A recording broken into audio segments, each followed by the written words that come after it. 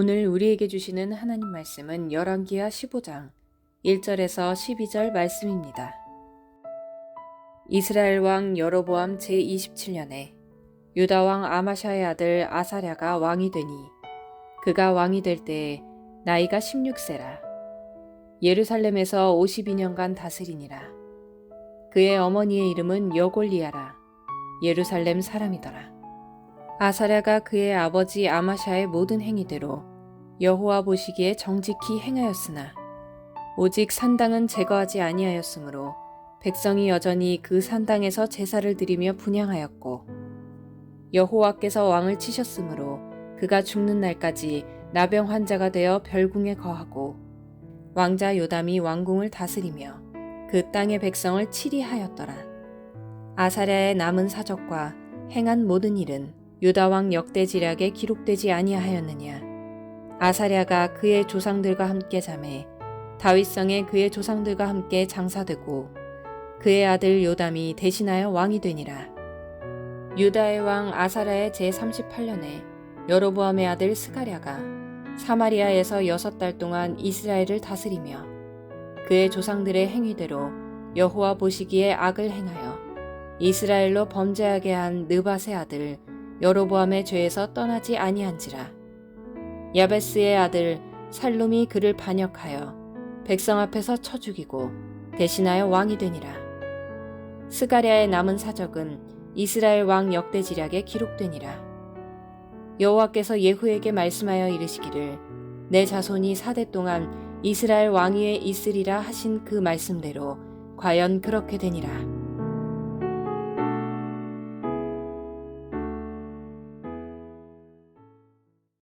아수르가 발흥하기 전까지 북이스라엘과 남유다는 나름대로 번영을 누릴 수 있었습니다. 그러나 그야말로 잠깐의 평안이자 마지막 회개의 기회였습니다. 하지만 아쉽게도 왕들은 그 기회를 제대로 잡지 못했고 결국 두 왕은 패망의 길로 접어들고 말았습니다. 오늘 본문은 남유다의 제10대 왕인 아사랴와 북이스라엘의 13대 왕인 여로보암 2세를 중심으로 기록해 나갑니다. 남왕국 아사랴와 북왕국의 여로보암 2세는 모두가 통치 기간이 다른 왕들에 비해서 상대적으로 길었습니다. 오늘 본문이 열왕기하 15장 1절과 2절을 보면 남왕국 아사랴가 통치한 기간이 52년이었다라고 되어 있습니다. 이스라엘 왕 여로보암 제27년에 유다 왕 아마샤의 아들 아사랴가 왕이 되니 그가 왕이 될 때에 나이가 16세라 예루살렘에서 52년간 다스리니라 라고 되어 있습니다. 아사랴는 나중에 나병이 들었기 때문에 그 아들 요담이 섭정을 합니다. 그래서 전체 52년을 혼자 통치했다고 말하기는 어렵지만 나라가 평화롭지 않았다면 이렇게 오랜 기간 동안 재위하는 것은 분명 불가능했을 것입니다. 그 정도로 아사랴가 통치하는 약 50여 년의 세월은 나라가 태평스럽고 평안했습니다. 2절의 말씀과 같이 아사랴는 16세 어린 나이에 왕에 올랐지만 남유다를 부강한 나라로 발전시켰던 것입니다. 밖으로는 블레셋과 싸워 승리를 거뒀고 암몬 사람들에게는 조공을 받았으며 그 명성과 힘은 저 멀리 애굽까지 미쳤습니다. 또 안으로는 백성의 삶을 윤택하게 만들었던 그야말로 르네상스의 시대였습니다. 그리고 군사력과 가공할 만한 무기를 갖추어서 주변 국가들에게 두려움의 대상이 되었습니다. 이러한 내용들이 역대하 26장 6절 이하에 자세히 기록이 되어 있는 것입니다. 아사랴는 초기에 선지자 입에서 나오는 하나님의 말씀을 귀하게 여기는 겸손의 왕이었습니다.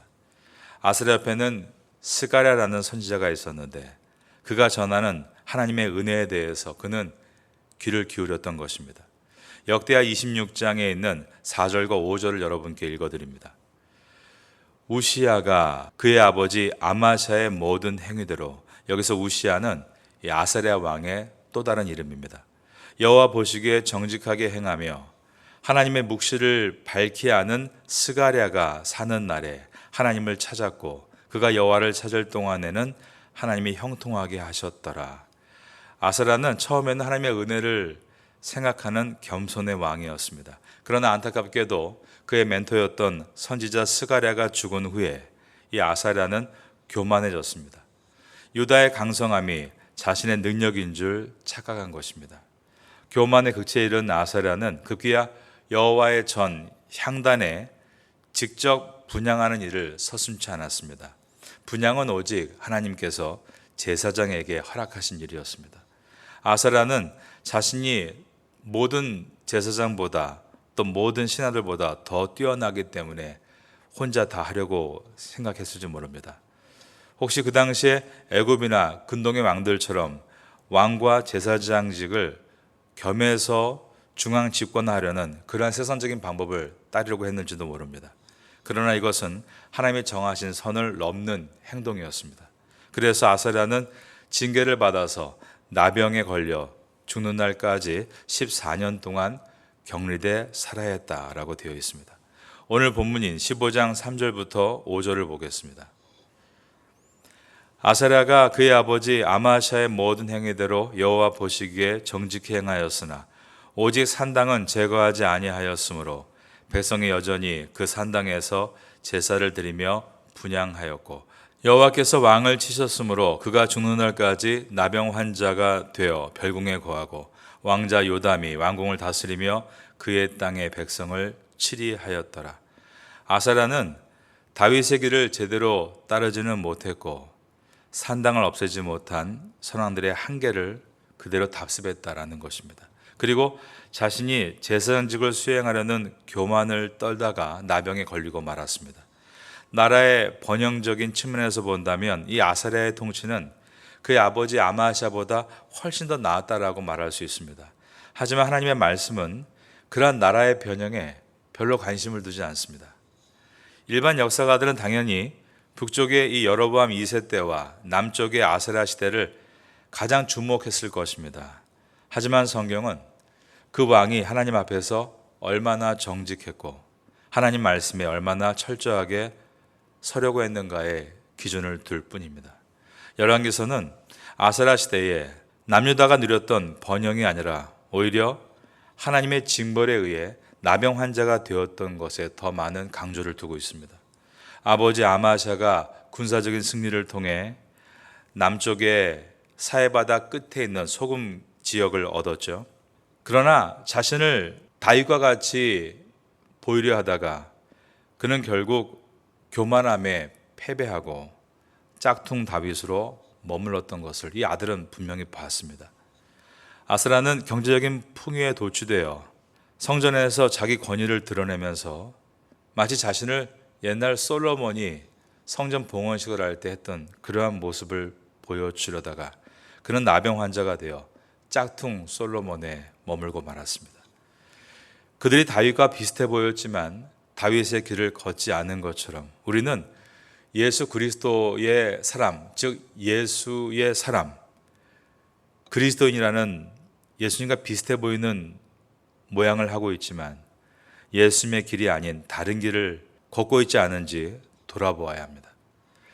유다와 이스라엘의 왕은 군사적 승리나 경제적 번영, 종교적인 위세가 아니라 하나님 앞에서 어떻게 정직하게 서야 하고 진실해야 하는가, 그리고 말씀 앞에 어떻게 반응해야 하는가로 그들의 삶을 나타내야 했습니다. 자기의 사명이 무엇인지를 깨닫고 자신을 높이려 하면 결국 추락한다는 것을 잊지 말고 하나님 말씀에 자신을 비춰 나가는 것이 진정한 왕 같은 제사장의 모습이라고 성경은 말하고 있는 것입니다. 여러분은 자신을 높이다가 교만으로 추락하는 것이 아니라 자신을 낮추며 겸손으로 주와 함께 날아오르는 성도가 될 수 있기를 예수님의 이름으로 축원합니다. 9절부터는 북이스라엘의 14대 왕이자 예후 왕조의 마지막 왕인 스가랴를 기록하고 있습니다. 유다의 왕 아사랴의 제38년에 여로보암의 아들 스가랴가 사마리아에서 6달 동안 이스라엘을 다스리며, 그런데 이 예후 왕조의 마지막 왕인 스가랴는 불과 6개월 동안만 왕으로 있다가 살해당했습니다. 예후, 여호아하스, 요아스, 여로보암 2세 그리고 스가랴까지 이어진 이 예후 왕조는 북이스라엘 역사에서 가장 긴 왕조였고 여로보암 2세 때는 엄청난 번영을 이루기도 했습니다. 그러나 여로보암의 아들 스가랴는 단 6개월간 왕위에 있었을 뿐 갑자기 살해당하고 이 외후 왕조는 그야말로 완전히 망해버리고 말았습니다. 하지만 호세아와 아모스 선지자는 이 여로보암 2세 시대 때 이미 하나님이 이스라엘을 무너뜨리실 것이라고 경고하며 회개할 것을 촉구한 바가 있습니다. 이스라엘의 멸망은 상당 기간 전부터 예견되어 있었고 회개하라는 하나님의 경고가 있었다는 것입니다. 게다가 하나님께서 예후에게 약속하신 기간이 있었습니다. 그것은 내 후손이 4대만 이어지게 될 것이다. 계산해 보면 이 4대가 바로 스가랴 시대인 것입니다. 이와 같이 예후가 처음에 왕이 된 그때부터 하나님은 선지자를 통해서 그들의 끝을 예언하고 계셨습니다. 오늘 본문의 마지막 절인 12절을 보면 여호와께서 예후에게 말씀하여 이르시기를 내 자손이 4대 동안 이스라엘 왕에 있으리라 하신 그 말씀대로 과연 그렇게 되니라. 예후가 너무 왕들을 잔인하게 살해하고 그리고 자신의 야망을 따라 왕위를 이어갈 때 하나님께서 주셨던 말씀입니다. 그런데 그렇게 잔인하게 남을 죽이며 밟고 올라갔던 예후의 마지막 자손인 이 스가랴도 또 그를 밟으려는 타인에 의해서 시해당하고 말았습니다. 하나님은 우리의 미래에 대해서 말씀하십니다. 그것에 대해서 우리가 첫 번째로 만약에 우리의 미래가 밝을 것을 말씀하실 때는 하나님께서 어차피 내 인생에 밝은 빛을 두셨으니 나는 아무것도 안 해도 하나님께서 그런 삶을 주실 것이다. 그러라고 주신 말씀이 아니라 하나님의 약속을 붙들고 아브라함처럼 끝까지 사명을 향해 가나안 땅까지 걸어가라고 주시는 위로의 약속입니다. 하나님은 어떤 때는 악한 무리에게 그들의 심판을 예언하십니다.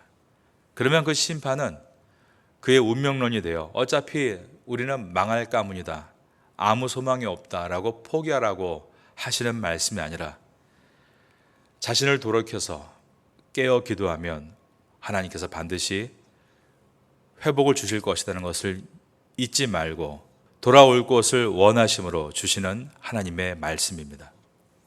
하나님은 요나 선지자에게 니느웨에 가서 이 니느웨 성은 40일이 지나면 다 망하게 될 것이라고 전하라고 하셨죠.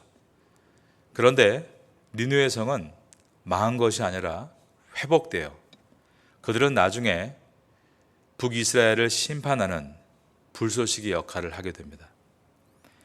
왜 회복됐는가를 보면 오직 한 가지였습니다. 그들이 하나님의 말씀에 고통스러워하며 자신을 돌이키기 위해서 힘쓸 때 우린 그것을 회개라고 합니다. 회개, repent는 어떤 잘못된 길로 걸어갔을 때 그 길을 돌이키는 것을 말하는 것입니다. 성경은 하나님은 한 번 하신 말씀을 절대로 바꾸지 않는 신실하신 하나님이시고 말씀하신 것을 아니다, 그렇게 인간과 같이 자기의 욕심에 따라 바꾸지 않으시는 능력의 하나님이십니다. 그런데 하나님께서 오직 한 가지 바꾸시는 일이 있는데 그것은 심판을 경고한 개인과 민족과 나라에 회개가 있을 때 하나님은 자신이 하신 약속을 철회하시고 그 민족을 회복시켜 주시는 것입니다. 하나님께서는 남유다와 북이스라엘에 마지막 부흥을 주고 계셨습니다. 그 마지막 부흥의 때는 회개하고 돌아오라는 하나님의 음성인 것입니다. 그러나 그 강력한 태풍과 같은 음성에 요나는 자기의 길을 repent, 돌이켜서 다시스로 가는 길이 아닌 니느웨로 바꿨지만 북이스라엘의 왕들과 남유다의 왕들은 번영하고 부흥하고 있을 때 하나님의 음성에 순종하지 않고 자기 욕심대로 걸어가다가 결국 북이스라엘은 아수르에 의해서 멸망한 다음에 남유다도 바벨론에 의해서 멸망을 당하고 말았던 것입니다. 오늘 본문에 스가랴가 갑작스럽게 6개월 만에 죽고 있습니다. 하나님의 심판은 이렇게 갑작스러운 것입니다. 그러나 하나님의 심판이 갑작스럽다고 해서 하나님께서 이 사건을 미리 말씀하지 않은 것이 아닙니다. 때문, 갑자기 무너집니다. 그러나 그 댐이 무너지는 원인은 작은 구멍에서부터 시작이 됩니다. 갑자기 무너지고 있다면 그것은 미리 예견할 수 있는 일이었지만 신중하게 우리가 살피지 않았거나 애써 외면했기 때문에 지금 일어나고 있는 일인 것입니다. 아무런 문제가 없어 보일 때, 그럴 때일수록 하나님 말씀에 더 귀를 기울이고 우리의 삶을 돌아보아야 합니다. 우리의 삶의 기준은 나의 번영과 내 앞의 환경이 아니라 오직 하나님의 말씀입니다. 하나님의 말씀을 우리가 읽고 쓰고 듣고 그리고 기도하고 있습니다. 그러는 가운데 우리의 삶에 구멍이 어디에 나 있는가를 볼 수 있다면 바로 이것이 말씀이 주는 최고의 은혜입니다. 왜냐하면 말씀은 우리에게 영원한 번영도 약속하시지만 영원한 심판도 말씀하고 있기 때문입니다. 말씀 앞에서 말씀에 반응하여서 여러분의 길을 온전하게 하나님의 GPS를 따라 걸어 나아가며 승리할 수 있게 되기를 예수님의 이름으로 축원합니다.